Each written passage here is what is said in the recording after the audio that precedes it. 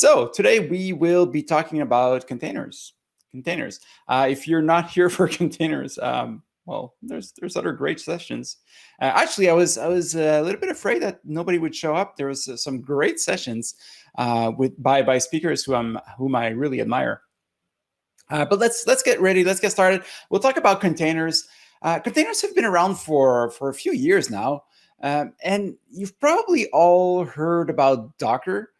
But if you're here, I'll assume that you don't use it daily, right? If you do, well, you can probably go somewhere else, or probably Devin already knows about them. But I'll assume that you don't use them daily.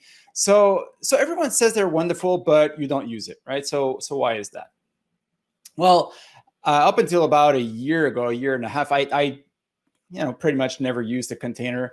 I didn't know what it was. I heard about it. I heard about how it solves this works on my machine syndrome, but it seemed like a little bit too complex. It seemed like something that I didn't really need. So and nobody was there to help me set it up, and I work alone most of the time as well. So what's the point, right? And even there, I mean, I typically all my life I've just did some software, wrote some code, and then shipped it to a team of ops people, or just ship that to a customer, and you take care of it. I don't care. I don't care how you deploy it. So this is pretty much my background. Until recently, I joined Red Hat, and I joined the OpenShift team, and that's pretty much our bread and butter. So I kind of had to learn what are containers, and it started to make a lot of sense. And then one day, when one of my colleagues came to me, he was a PHP developer, and I'll go through the details of that, but I was like, oh, wow, that makes sense. Now I get why you should use containers. So that was a very practical use case for me. It was like a first realization of why it makes sense to use containers. So I'll kind of guide you through that example. I'll spend some time just showing you some real life examples on how to use containers for some real use cases. So this is what I'll go through today. So I'll be spending. So when you're dealing with containers, you spend a lot of time in command line. So I'll be also doing a lot of command line examples. So why don't I just go ahead and switch right away to my command line, and from here I can just start my my presentation. So containers for software developers. So there you go. Let me just shrink that a little bit so I'm not in your way. There you go. Perfect. So containers for software developers. This is what we'll be talking about. I will be monitoring the chat if I can bring it up. There it is. So if you have any questions at any given time, just feel free to drop them in the chat. I'll answer them, or if I know that I'll answer it later, I might just move on. I'll try not to spend to take too much of your time. This is the session right before lunch. I heard they have a very good food here at Code PaLOusa, so I won't hold you too long, so that you're the first in line.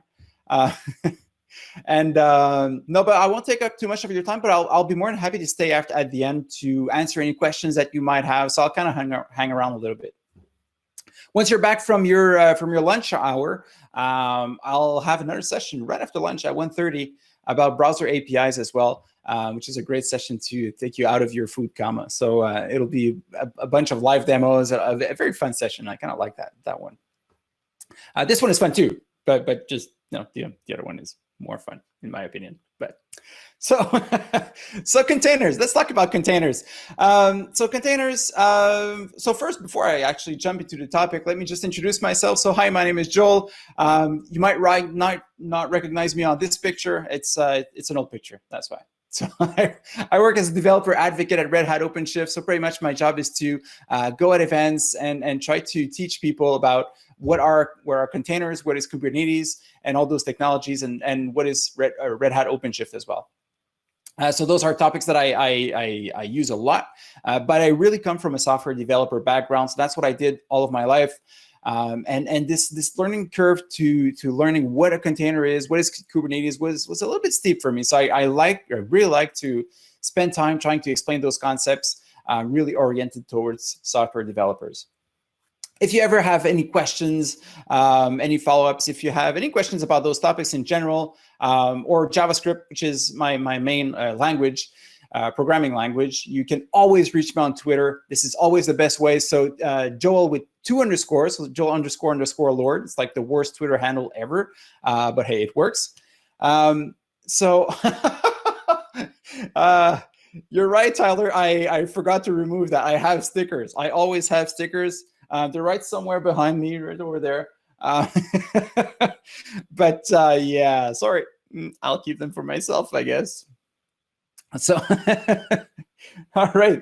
Okay, well, Devin has some stickers, so he can bring them to you. He will deliver all around the Louisville area, I think. Free delivery. I think that's correct, Devin. So he has OpenShift stickers, and Red Hat, I'm assuming.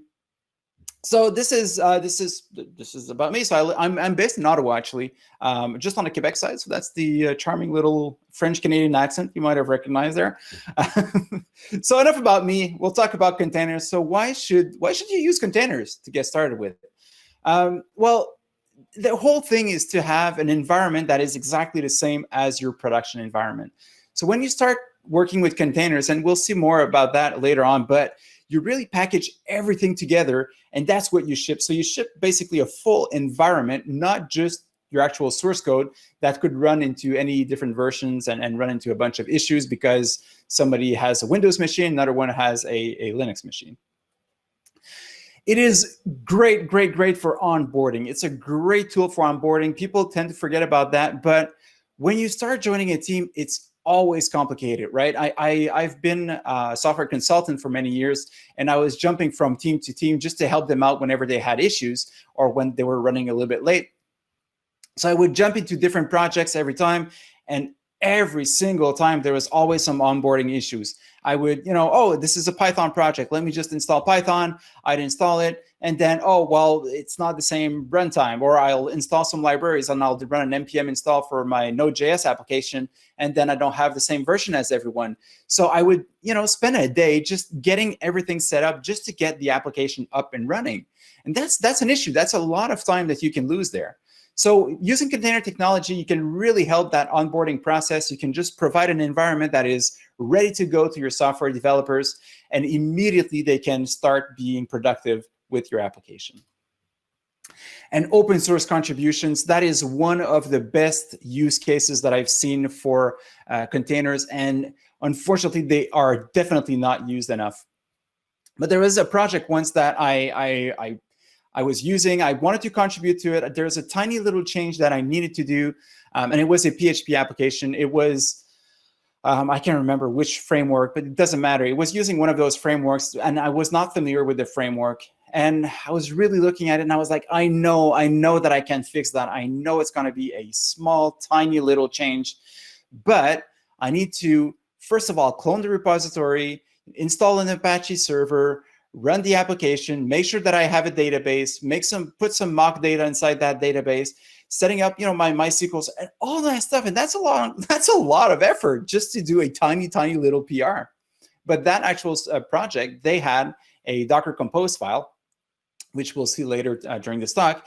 And immediately I was able to use that Docker Compose, run Docker Compose up, everything, all the environment was spun up for me. I had everything ready. I was able to change that source code, and immediately I was able to contribute to that project. I was immediately able to test everything. I submitted that PR, and I never had to install all of those environments, and I didn't have to clean up my whole system afterwards. So that was a great use case for me, and it actually enabled me to do that change. And if it was not of that container usage there, I would have probably just submitted an issue, and I would have said, well, please add this. And that's not very constructive. Maintainers don't necessarily have time to do that. It was a very specific case for me. So, it really made it a lot easier for everyone to be able to use that. So if you ever have an open source project and you want to containerize it, you need help for that, I'll be more than happy to help you out. So reach out on Twitter. It's on the other corner over there. So Joel with 2 underscores Lord, I'll be more than happy to help you out for any open source project that you might have. All right, so there is a few messages going on still about the stickers. I'm glad that that's the most important part of my talk so far. So another use case for containers, testing. It's great for testing. So many times that I ran into some fights with a testing team, and I'm sure you all did, right? There's a manual QA team, and there's always an issue that you can't reproduce. And it just ends up being, well, you know what? I don't care. I'm not going to fix it. I can't reproduce it. And the QA team is frustrated because you're not listening to them, and you're frustrating because you're getting those Jira issues, and everybody ends up being frustrated. So by using containers, you can really ensure everybody has the exact same environment. So when they're testing it with exactly the same environment as you are. So in theory, everything should be reproducible. Well, you know, most of the time, at least. So it definitely fixes a bunch of issues there. Now, it's great for a lot of things. It won't help you with a few different things. It won't help you with networking, DNS routing. So you still have to kind of connect all of those containers together. That can be a little bit tricky at times. So this is something that Kubernetes would do for you. So making sure that all those containers can talk to each other, then you kind of enter a little bit more into the world of Kubernetes. Scaling, it's not entirely true. I say it won't help you with scaling. That is not entirely true. It does kind of help because you package your whole application. You make sure that your application is self-contained. So then you can use multiple containers to answer. If you have a sudden burst of traffic, you can just make sure that you have 4 or 5 or 20 containers answering all those incoming requests instead of just having one. So it does help. It's a step in the right direction. But maintaining those containers, making sure they're always running, easily scale up and down some containers is kind of a part of the Kubernetes job as well. All right, so what is a container? Let's look at the official definition. So a container is a standard unit of software that packages up code and all of its dependencies so the application runs quickly and reliably from one computing environment to another. All right. It's a lightweight standalone executable package of software that includes everything needed to run an application. So code, runtime, system tools, system libraries, and settings. So this one I think makes a lot of sense, or that's the best definition that I found. And I believe it was on the Docker website or maybe the Red Hat website. I can't remember which one is which. And I should definitely put references for those definitions. But I think that one makes a lot of sense.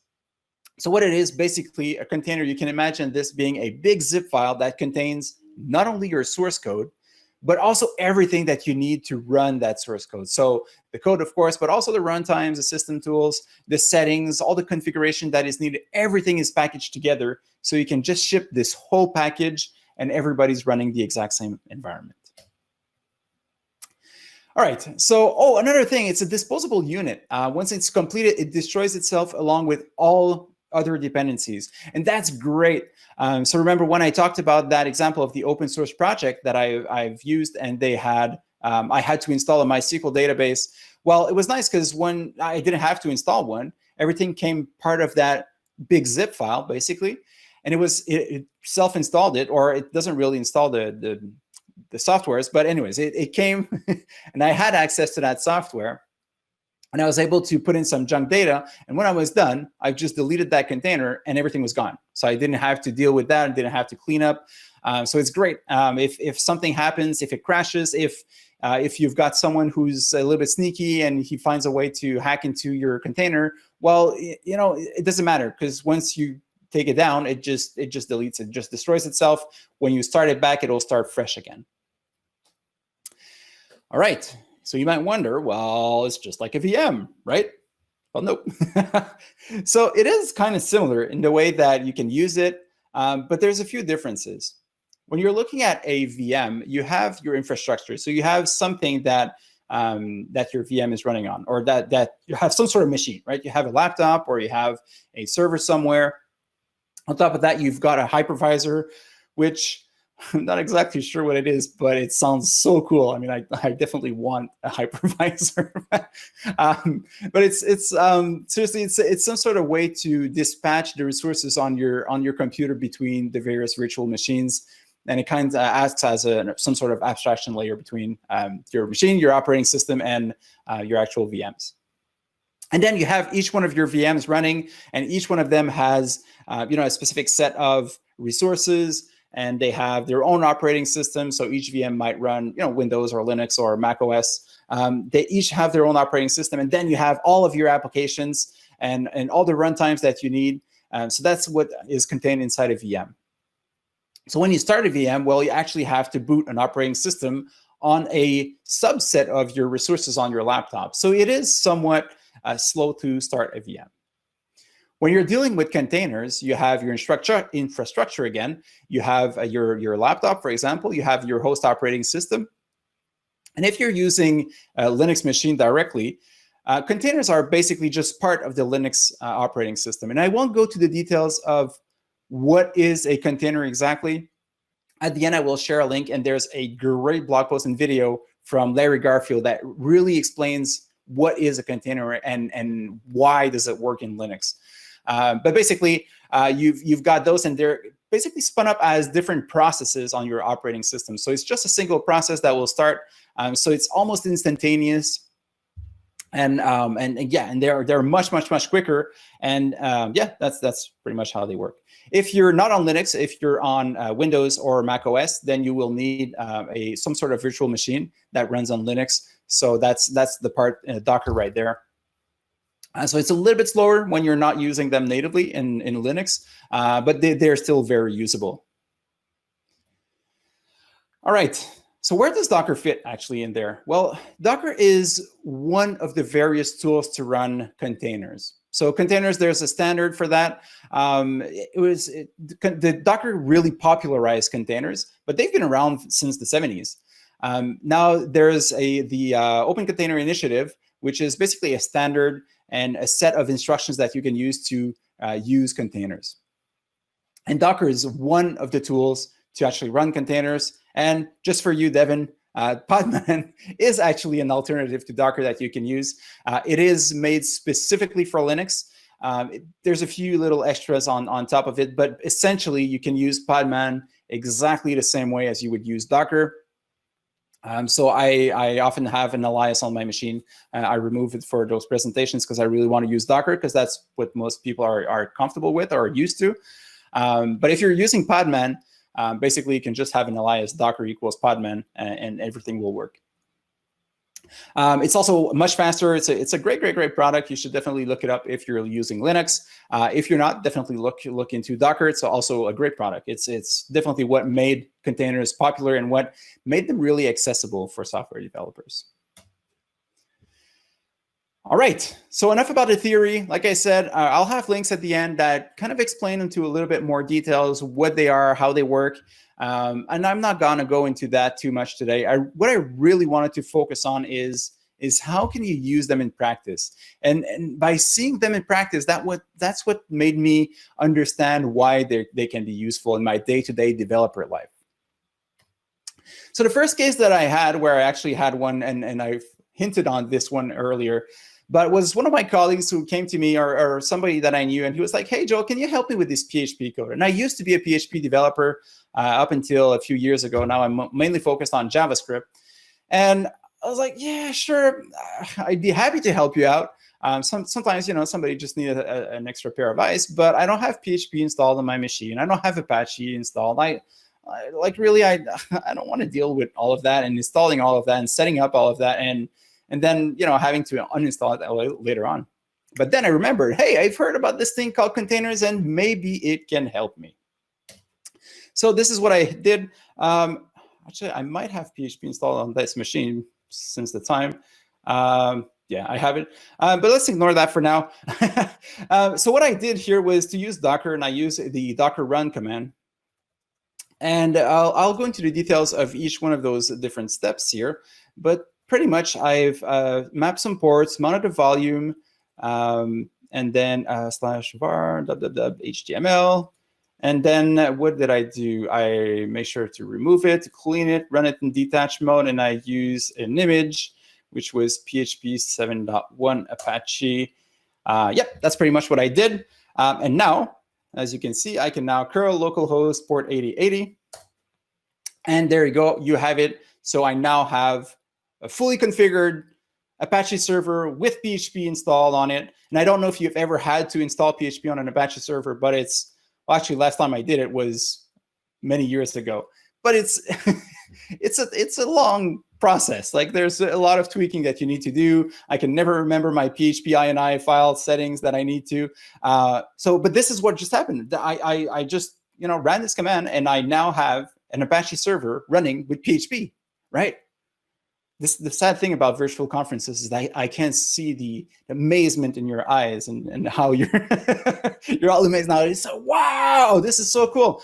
So I now have my PHP Apache server running. And the nice thing about it, let me just open up a new tab. And if I go and change my sample code and I believe it was the index file, you can see that it says, hello world, bonjour au monde. And let's just change this to hello Code PaLOUsa. I'll just save my file, go back to my machine right here, and I can curl localhost again. And you can see that I have my hello Code PaLOUsa. So really integrated with my space, because I mounted a volume, which was my currently development environment. I'm able to still work as I would normally do. I can just have my page open, hit F5 every time I do a change, and see those changes in real time. So it really integrates easily as part of my developer process.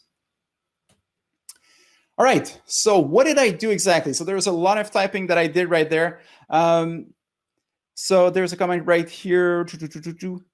Yep, exactly, Fred, you're right. So install Apache, install PHP, enable PHP in the Apache configs, restart Apache, probably restart Apache many times because you won't have the configuration correct the first time, or you can just use the Docker container, which definitely makes it a lot easier. There's a lot of commands that you need to remember, though, so that's the long command string that I've just entered. So I'm going to go step by step and just explain what it is that I did. So I used Docker run, and then Docker run will start a container. You just give it the name of an image. There's many images that are available to you for you to use. If you go on Docker Hub, which is hub.docker.com, you will find a collection of various images and official images. Look for the official images that are available to you. So if I'll take my browser window right here. And so this is my currently working server. If I go to hub.docker.com, this will take just a second. And say you want to start an Nginx server, you can go to Nginx. And you will see the official Nginx image, so the official build. You can see that some of the images are tagged as being official images, which is very important. You probably don't want to install someone else's image who's going to start, mining Bitcoins on your machine.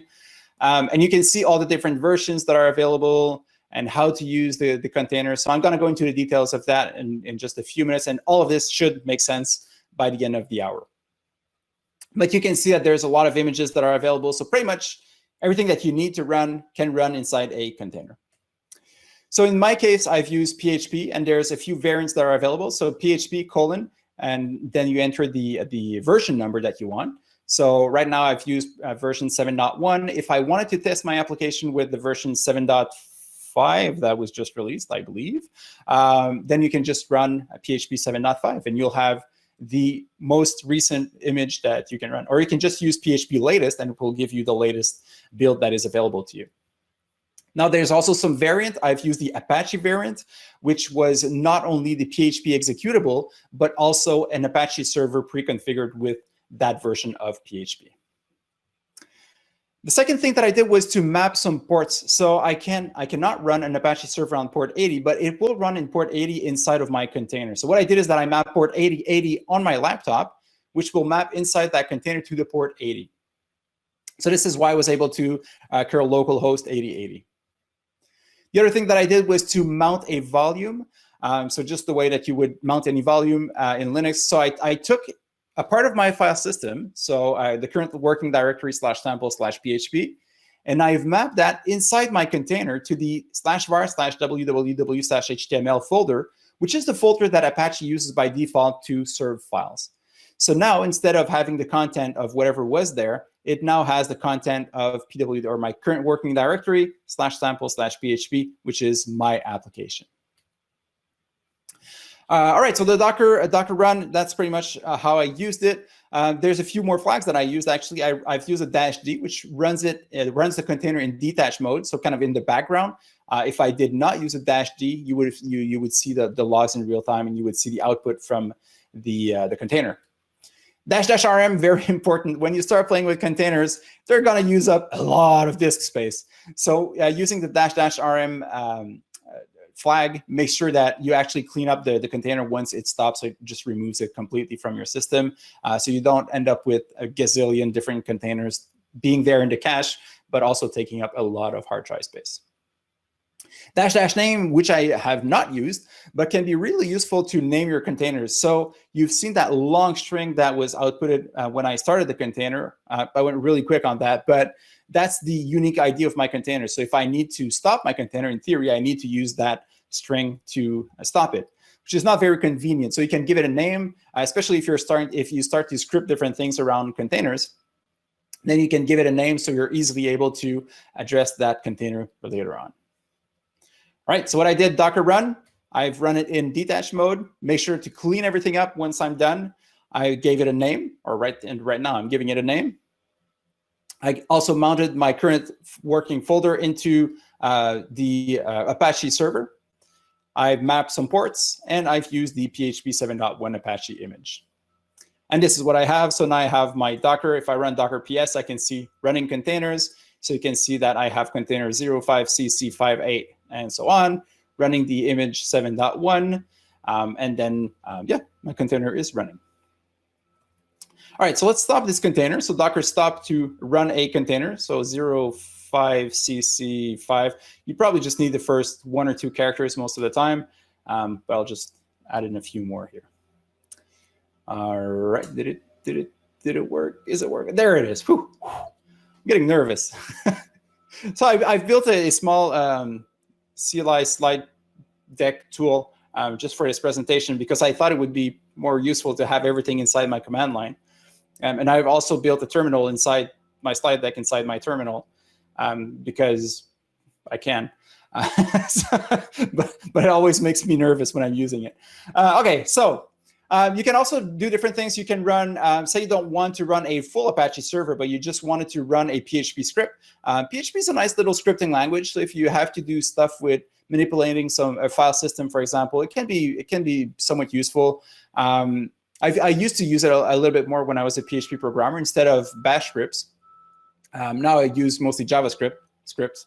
But you could simply use the PHP 7.1 image to run an executable. So instead of using the Apache variant, which comes with an Apache server, I can just use the PHP 7.1 image, and then I specify what command to run once the container is started.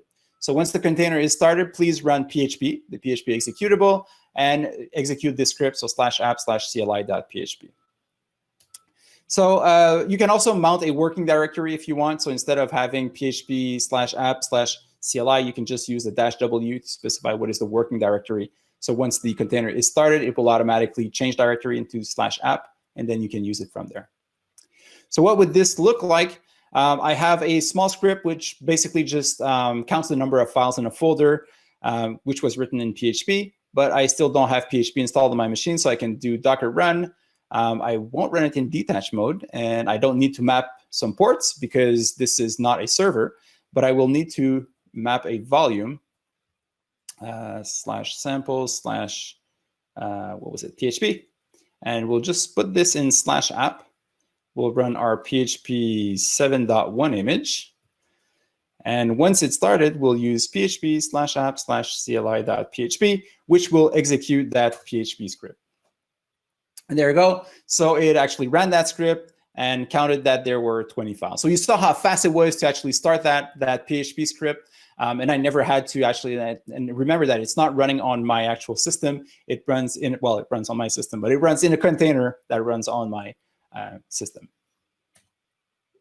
If you want to run a Node.js application, for example, and I know that most people actually are .NET developers, and I am absolutely not familiar with any sort of Microsoft technologies. Last time I touched it was Visual Basic 6. So my knowledge is probably a little bit outdated there. I'm terribly sorry about that. So my examples will be PHP and Node.js because those are the languages that I'm comfortable with. If you want to start a Node.js developer, trying to read the chat at the same time. If you're trying to start a Node.js server, you would use pretty much the same command. So the same one as running a script, because basically you're running a Node.js script. So the only difference here is that instead of using the PHP image, base image, I'm using Node 10 in this case, and I'm telling it to start node /app. So what this would look like, let's see what I have running, nothing, so that's good. So Docker run, we will map some port. So I'll run it on port 8080 on my machine again, but it will be running on port 3000 inside the container. I will mount some volume, so sample/node, and we will mount that into the /app folder. We'll use the image node 14, and we'll use node/app. So if I got the name of the samples directory right, this should start a Node.js server. And when I say should, well, clearly it won't. Let's see what is going on here. It should be working. Oh, well, there you go. So I forgot to run it in detached mode. So right now it's actually running in the foreground. So if I go to my other tab here and I do a curl localhost 8080, you can see that my server is running and it just served me the hello world. But now, in order to stop this container, I'll actually have to stop my slide deck from running. So let's stop this.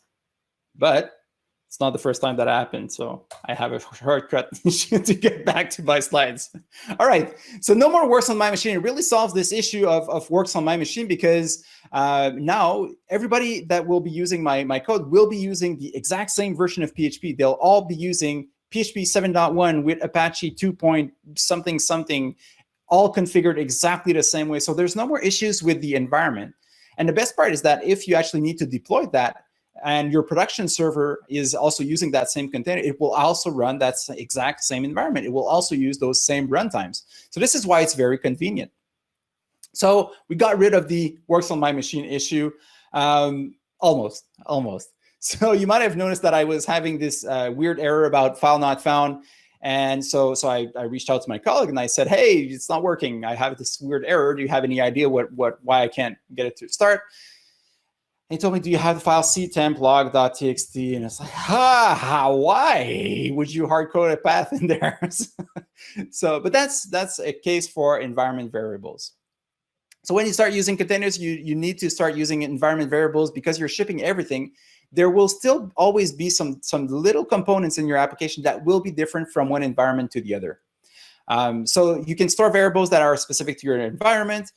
Such examples would be file names, for example, the name of your log file. Could be one. The port on which your application is running might change from one environment to the other. So you'll most likely want to run your application, your Node.js server on port 80 on your production server. But in your development machine, you'll want to run it on port 3000 just because you can't run something on port 80 on your local machine. So there's all those different little things that can change. You can also you would also hit a different API when you're running your tests than when you're developing than when you're in production. So you don't want developers to hard code the path to the API to your API in the application, and then they'll be doing some tests on the live production environment. So you want to put that into an environment variable. So you can use the -e flag to pass an environment variable to Docker. This is what I'm doing here. So I'm giving it, well, here's your base URL for your API, for example.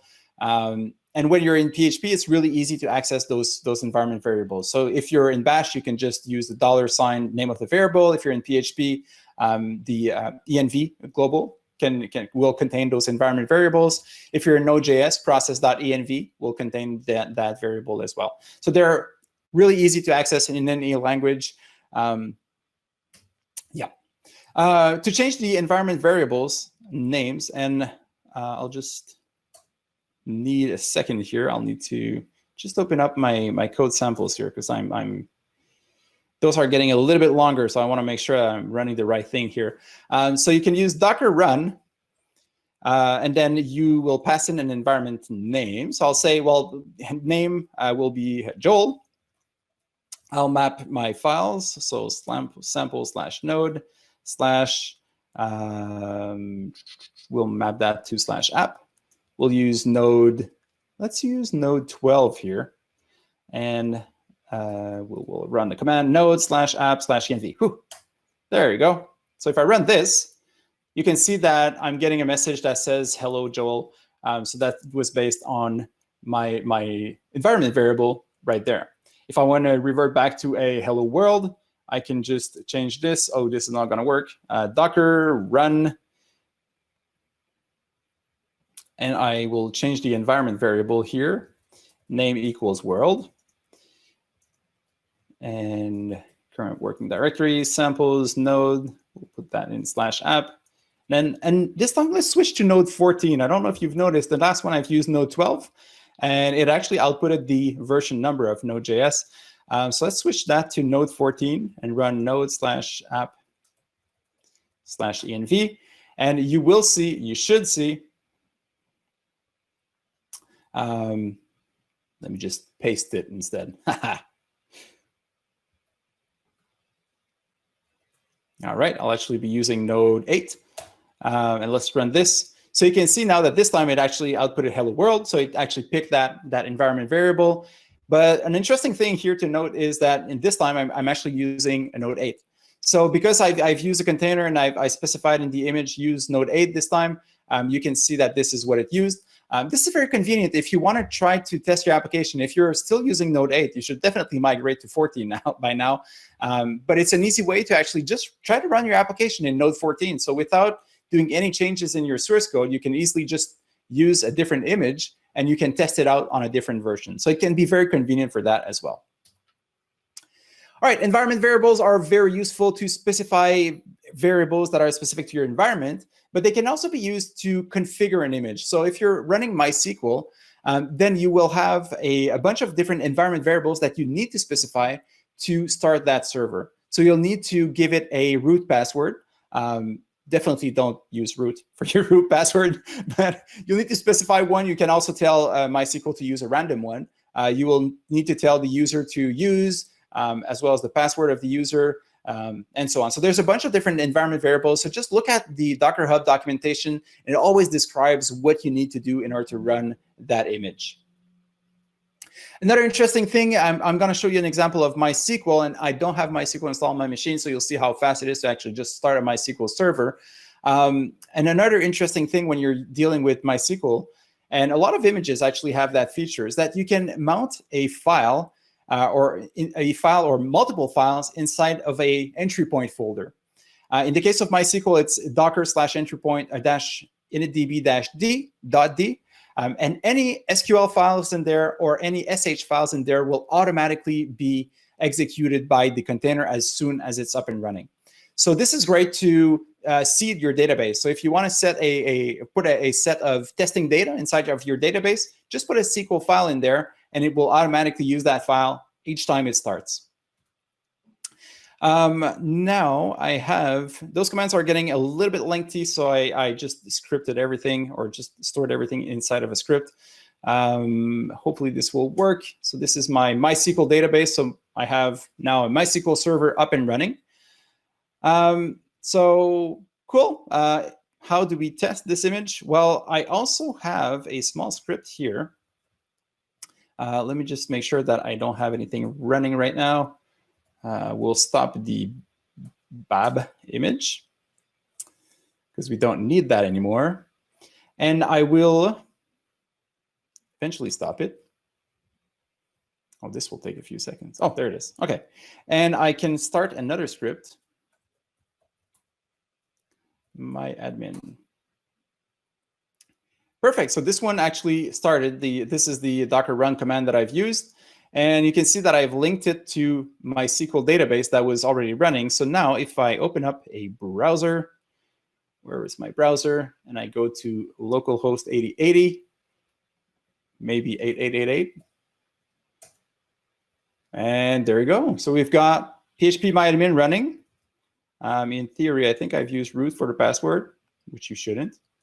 And there you go. So I actually created both a MySQL server. I've installed an Apache server. I've installed PHP, and everything is now running on my machine with PHP admin, so I can actually manage my database from there. Can you imagine the amount of time that I've just saved? So we can't see any information in here for now. So let me just go Docker PS again. We'll stop Docker stop 02C. And I will try to use this other script instead. Script MySQL init.sh. So this one actually has this extra volume that I've told you that I've just talked about. So it automatically will seed this database with some data. If I go back to phpMyAdmin, I will still connect to that same database, and I have presentation, and you can see a list of conferences. So I already have some data pre-seeded in my database. All right. How cool is that? Make some noise. Come on. All right.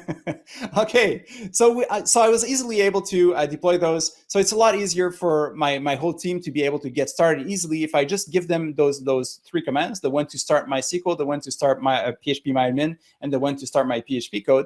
They can immediately get started, and they're immediately up and running. And they can just continue to edit their code on their machine, and they just don't need to set up all of this. Cool. So thank you, Pierre. So there's more than a CLI. There's a few things. There's a lot of different command lines that I've shown you. I will share a link to a cheat sheet at the end if you want, with some practical examples, again, like how to start an Nginx server, how to start a Node.js server. So there's a very practical use cases in there.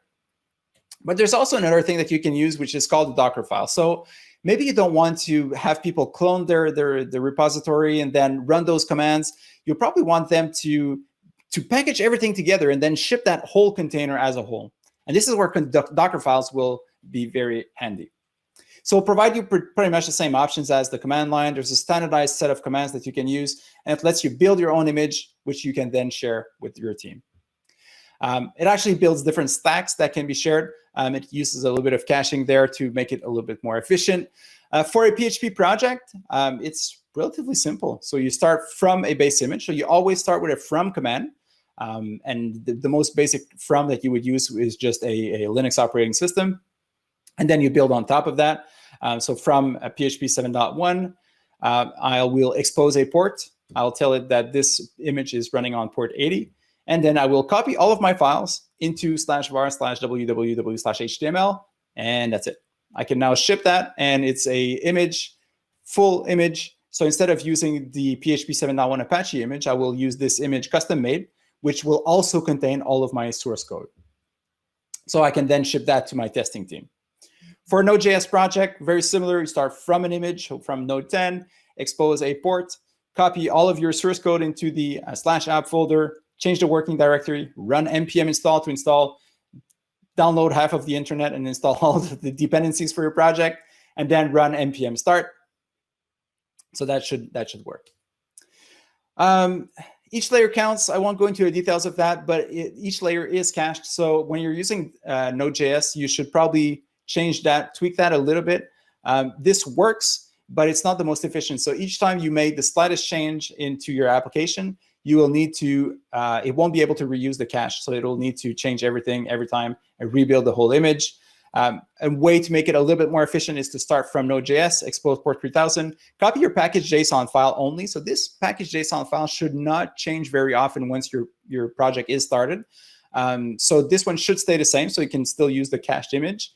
Change the working directory, run npm install. And as long as your package.json didn't change, this npm install should not change either. So people will be able to reuse that same cache, and then copy your source code of your application, and then run npm start. So always try to make the operations that change the most often at the end, so that you can reuse the cache most of the time. So to create your own image or to compile your own image, you can use Docker build. So path to your Docker file. So Docker build dot if you're in the working directory of your Docker file. And you can also use -t to give it a name. Give it a name followed by a colon and a version number. Best practice to always put a version number. If not, it will automatically give it the latest tag. And people, that when they try to do a Docker pull, or if they want to use your image, they always download the latest. and then you will run into those versioning errors again. So somebody won't be using the same version number as someone else, and then you'll go back to works on my machine. Just a slight note, your containers might be running as root. If I have some time at the end, I will show you an example of a full Nginx server that is not running as root, but they tend to get a little bit more complex. There's a lot of examples out there that you can use. So it's just something to keep in mind. Some container platforms will not let you run a container as root. So it's just something that you need to keep in mind. But other than that, for your day-to-day working development environment, you shouldn't need to be bothered with that. Docker build will create a full custom image. Those images can then be shared on registries, which is the container equivalent to a code repository. And then the image is ready to be shared with your team or to be deployed on your server. To share your images, you can use public or private registries. So Docker Hub, the one that we've seen, that I've shown you, that contains a lot of the official images. You can also create an account and store your own images there. There's a paid tier for private images. Quay, if you want to run your own registry on your own system, you can use that, the Quay, which is an open source project by Red Hat. And most of the major cloud providers, they all have their own registries. So if you're already dealing with some stuff on Azure, it probably makes sense to use the Azure registry just so that it'll be quicker, it'll be on their own infrastructure. So to publish to a registry, you use Docker push. Then you'll specify the name of the registry, your username / the container name. So Docker push docker.io joelord/myphp. And of course, if you want to download those slides afterwards, because I don't want you to install Node.js and all the different runtimes, you can use Docker pull joelord/CLI slides or container slides. I can remember. The link is at the end again. So you can just Docker pull to download the image. A few more useful commands. Docker PS will list all the running containers. So you've seen me use it a few times already. Docker PS -A will list all of the containers. So if you're not using --rm, you will see that there's a ton of them right there. So you'll want to clean that up every once in a while. Docker stop to stop a container from running. Docker rm removes a container. Docker tab will let you rename a container as well if you need to. All right, that's all nice. But when you get started with containers, they pretty much never behave the way you want them to. So there's a few tools that you can use to debug. I realized that I went way over time. Like, I don't know what happened. I guess I'm having too much fun here. So Docker logs will show you the latest logs in a given container. So Docker logs, the name and the name of the image. You can use them in real time as well. So Docker logs -f. What do we have running right now? Oops, Docker PS. We have MySQL, probably have some logs. Docker logs F80. So you can see the latest logs that came from this machine. So Docker logs can be very useful, especially if you use console logs in Node.js. Docker exec is another interesting one. So it will let you execute a command inside of your container. So Docker exec, you could use ls, for example. So remember that those commands that are running, they are running inside of your container. So if you want to see the content of a folder or you want to see the content of a configuration file, you can run a command /bin/ls in this example. But even if you're running on a Windows machine, you can't use dir. You have to use ls because that command is actually running inside your container. You can also log inside of your container using Docker exec. So you can open up a session or bash session in interactive mode, which is kind of interesting.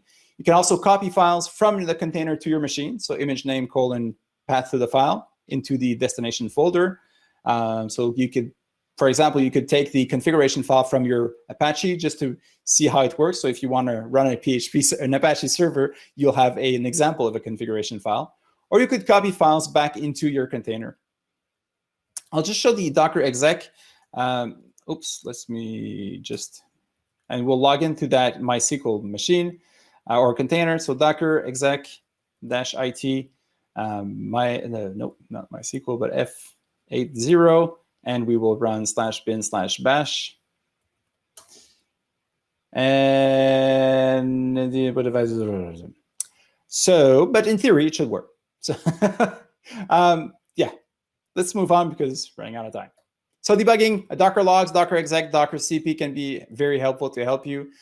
If you have multiple containers, you might want to take a look at Docker Compose. So that's a very useful way to describe all of your ecosystem of containers. So if you have basically a LAMP system where you have an Apache, a PHP, you have MySQL, you have everything, you want to package everything up together into one single file. So you can use Docker Compose. It uses YAML files to describe all of those containers. So in this case, you can see that I have multiple services. So I have a database running on port 3306. It uses the basic image. I also have my web, which is another image, which depends on another one to specify the ports. So pretty much everything that you use in a command line, you can just package everything up into one single YAML file. And then you can share that image or put that image inside of your Git repo, and people will be able to use the command Docker Compose up, and it will just spin up all of the different containers and will take care of running them for you. So should you use containers? Well, for your day-to-day development, yes. When I initially started looking into containers, I thought it would get in my way. As a software developer, I didn't want to have this other thing that I have to manage. Turns out that it actually makes my day-to-day life a lot easier because I don't have to deal with all those runtimes and updating my Apache server to a new version because somebody is using a different version than I am. So it definitely makes my life as a software developer a lot easier. Testing, yes, you should definitely use it, especially if you have a manual QA testing team. It definitely avoids a lot of errors, definitely avoids a lot of conflicts because they're all using the exact same environment. If you're using automated testing, it's also great because if you spin up a database, you can put in as much junk as you want, then just take down that database, and the next time you will run your test suite, you will start from scratch. So everything is always nice and fresh every time you start. So very, very useful for that as well. And for open source projects, yes, please use them for your open source project. And once again, if you have an open source project, feel free to reach out to me. I'll be more than happy to help you to containerize that project so that people can actually easily contribute to your project. So this is what I had for today. So thank you very much for being here. I said some people were very active. I'll in the chat. So I will be taking a few minutes to take a look in there to answer some of those questions. For more information, you can take a look at easyurl2/containers. There's a few links that I've already talked about. The cheat sheet is there. There is a great presentation about Larry Garfield about how they actually work. Another article about why you shouldn't use them as root, and so on. And if you have any questions, any comments, if you like that session, make sure that you actually let people know. Just so that my boss knows that I'm actually here and giving a talk today. So you can use Twitter, Joel with 2 underscores. Lord, thank you very much for being here.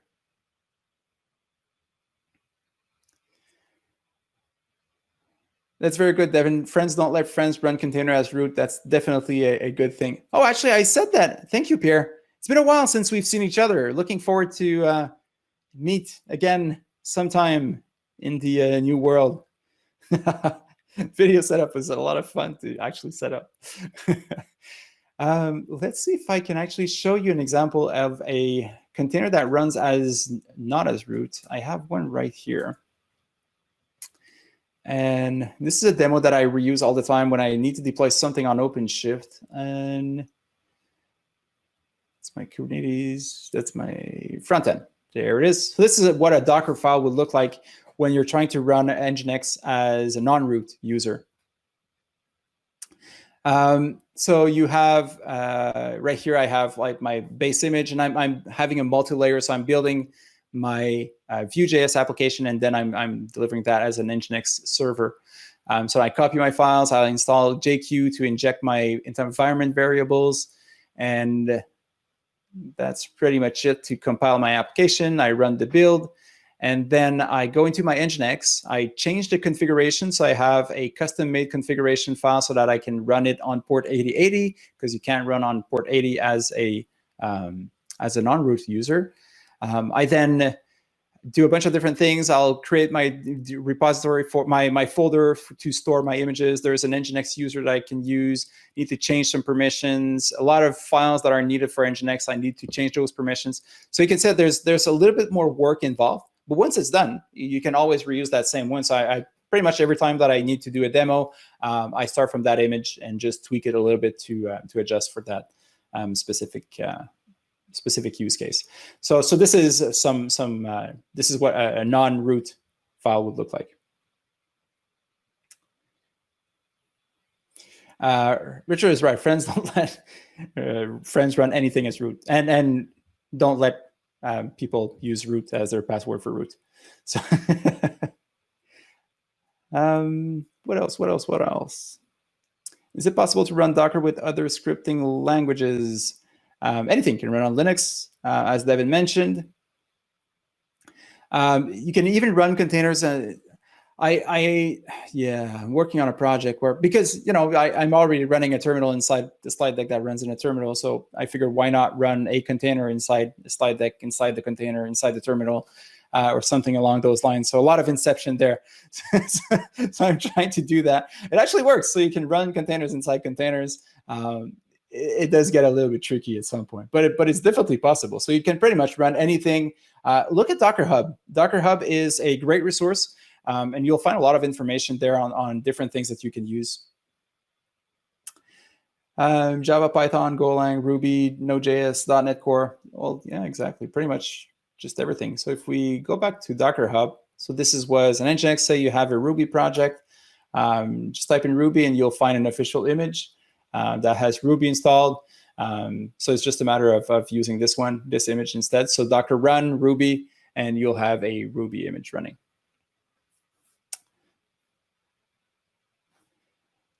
All right, if you're using .NET command line tool to create your own solutions, you will need you will create a Docker file for your application. It will create a Docker file. Oh, perfect. So as I said, I haven't used .NET well, I've never used .NET. I haven't used any Microsoft technologies in forever. Perfect. Questions about .NET Core with containers on Kubernetes, feel free to connect with Devin. He will be more than happy to help you out. So infosec812 on Twitter and Devin Phillips on LinkedIn. Perfect. And I think that's all for the questions. That white background is a little bit harsh. It's there you go, a little bit better. All right. So once again, don't forget, if you have any questions, feel free to fire them away right here. I'll be standing in here, and yeah, or on Twitter, or somewhere in the chat room. So if Code PaLOusa, I should be around for most of the day. I'm also giving a session at 1:30 about browser APIs. So if you're interested in that, feel free to join me. This should be a lot of fun. What am I using to put your slides behind you and a video in front? I explored a little bit with OBS Studio. OBS Studio. You can Google it. It's a great software to actually use it. I also have a green screen, which you don't see, but there it is. So that definitely makes it a little bit easier. But recently, what I've tried to explore, and this is what I said when I said that this is a new setup. I bought a small ATEM Mini, so which is basically a video. I don't know if I can show it. It's a video switch that I can use, and I have multiple inputs. So I have my two laptops are connected in there, and there's also an old iPhone it's an old iPhone 6, I think. Which I wasn't using, but it still has a decent camera. So this is what I'm using for my camera. It's connected to my ATEM Mini here, and then I can just switch from one view to the other, and I can do some fun stuff with. Yeah, I haven't explored it a lot yet, so I'm just kind of learning about it. But it's a great tool to use for conferences and stuff.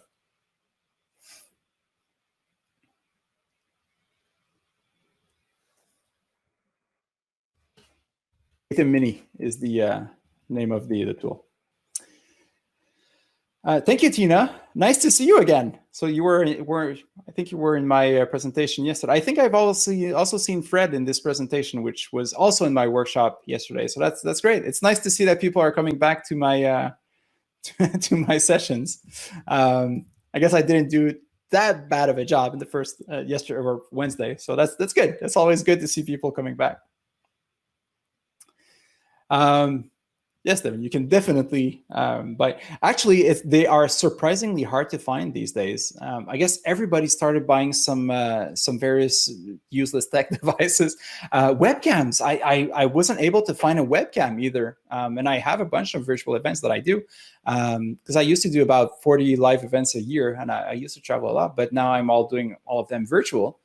And yeah, and I wasn't able to find a decent webcam. I have the one on my laptop, which is, well, it's fine, but it's definitely not ideal. So it took me a while. And then I realized that I had this old iPhone laying around. So I'm now using that as my webcam, which I think is fine. But yeah, ATEM Mini is a great tool, but you need to be able to find it. That was a challenge. So I was on back order for like 2 months before I actually got it. Just a long time in these Amazon 24-hour delivery days.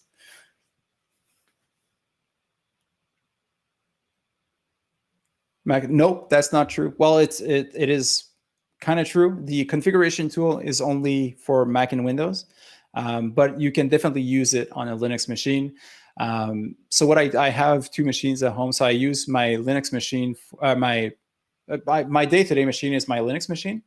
And the setup that I have right now is that I'm using a MacBook Pro here, which uses which I can use to configure my ATEM Mini.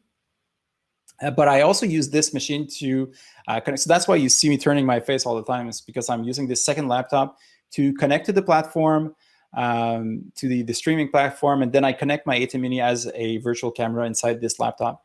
But I could as well just connect it in my Linux laptop and it would work. It just acts as an extra webcam, basically. So as far as the laptop is concerned, it's just another webcam that you're using. But yeah, it definitely works on Linux as well. I'm definitely not going to try to mess around my setup now just to prove it, because I have another presentation at 1. but it definitely works on the Linux as well. It's just the configuration tool. So if you look like the chroma key, you kind of need to go into the configuration tool. But so the green screen part, but that's the only part really. OBS is great too. OBS is great, but I just OBS and Devin, you're familiar with BlueJeans, so for video conferencing, so OBS plus BlueJeans, it works, but it just takes up a lot of resources. Oh, really? It works fine for you. Well, you probably have a better laptop than I do. T590. I don't know. I have like a Carbon Next one, which is a lightweight laptop, which is great for conferencing and traveling. But it's definitely not very. Mine is better. Well, why is it that I was able to pretty much save a lot of on my heating bill this winter, just because I had OBS and BlueJeans running on my laptop, and it would pretty much heat up my whole apartment. But I'm running Ubuntu, but don't tell anyone. Oh, well, I don't know then. Maybe I just have something wrong. I was not able to. Ubuntu is it's a great desktop version of Linux. I mean, let's face it.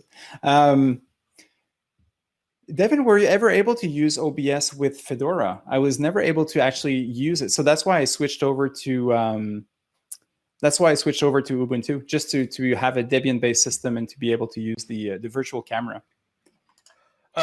So just FYI, the reason I find that it doesn't work very well on Fedora is you can't install FFmpeg on Fedora because of the license constraints. That nobody packages FFmpeg for Fedora.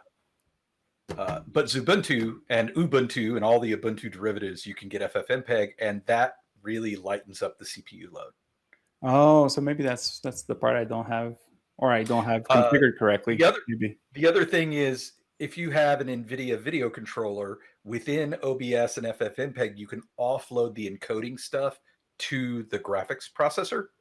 And that's a setting you have to change in OBS. Oh, well, there you go. It's probably the one that I haven't changed, because I've pretty much just used it like bare bone, and just play. Oh, nice shirt, by the way. I pretty much. I was wondering if we were wearing the exact same polo.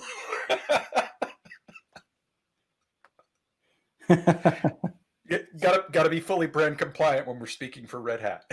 Well, exactly. I have this is what I call my work uniform, which they give us plenty of polos. That's also for sure. includes pajamas, but yeah. But yeah, this is my normal video cam setup right here. Yeah, I noticed during your presentation that's what you were using. It was a very it actually looked very nice. Yeah. I'm looking forward to your browser talk this afternoon. That looks interesting. Should be fun. And also, if you feel like it, join us for Jeremy Davis's session this afternoon as well. He's one of our other colleagues. Yeah, I'll definitely join that session as well. Perfect. Thanks, Joel. Thank you, Devin. Thank you for jumping in. I'll leave now for lunch. So yeah, if you're interested, come and join me a little bit later today, right after lunch. And well, if you're not interested, well, be sure to attend any other session. They're all great. Code PaLOusa is a great event. I'm very happy to be part of it again this year. So yeah, I'll see you later.